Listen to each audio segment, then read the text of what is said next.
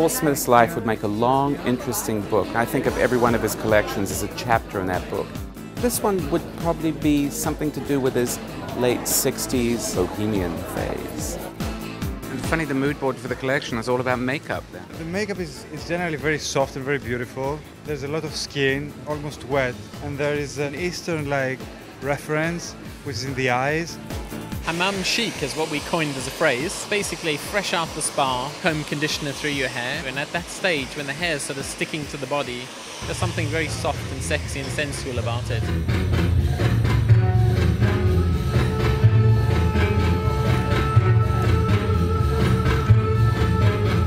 Starting off point was that exhibition that was at the Tate Britain, the Orientalism exhibition.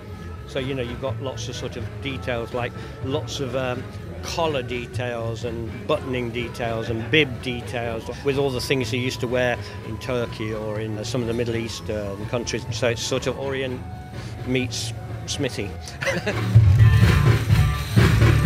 Is this Paul on the hippie trail in a way? An interesting thing about Paul is whatever he does, it still retains that kind of quintessential English eccentricity.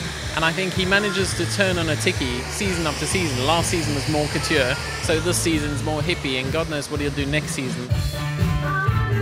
What do you think his significance has been for British fashion? I mean, you can really count on the finger of one hand that Paul Smith always comes to mind as like number one. I mean, he was probably the first person I can think of that took that kind of tailoring heritage thing and made it really modern, you know, that cliche classics with a twist.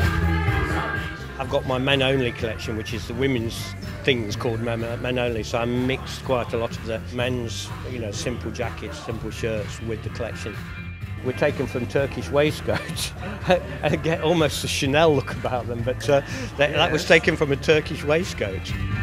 His life is a very long book with a lot of chapters. I think the reason that there will be more chapters is that rather than opting for safety, he continues to change again and again and again. You know, it's certainly not a collection that you would immediately go, oh, it's Paul Smith.